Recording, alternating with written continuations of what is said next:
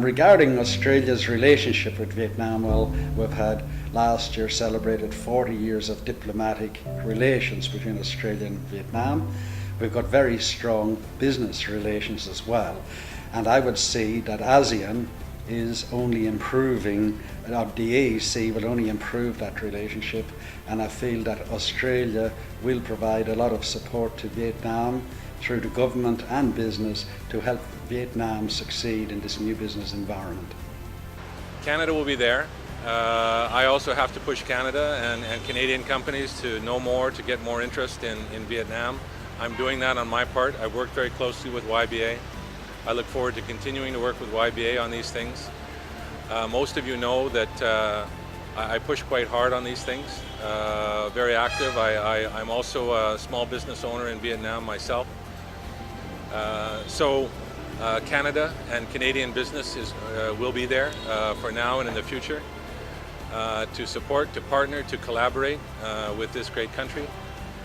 And we look forward to the development of the markets here over time, to further trade, to further commerce, but also for further social and cultural interaction with Vietnam.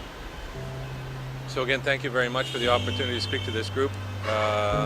Again, friends and colleagues, thank you very much, and we look forward to further working with you.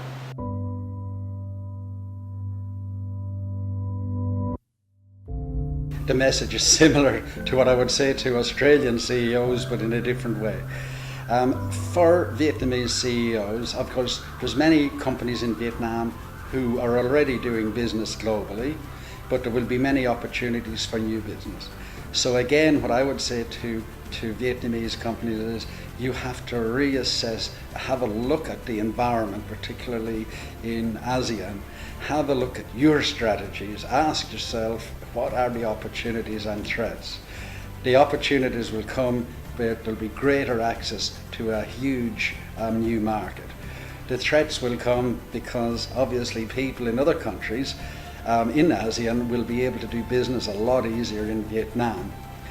Things like, tariffs and taxes and all that will change. They need to be aware of that. And I know Vietnamese companies are already moving into other countries.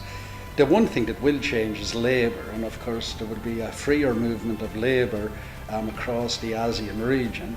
So Vietnamese companies need to take advantage of the new pool of labour, so to speak.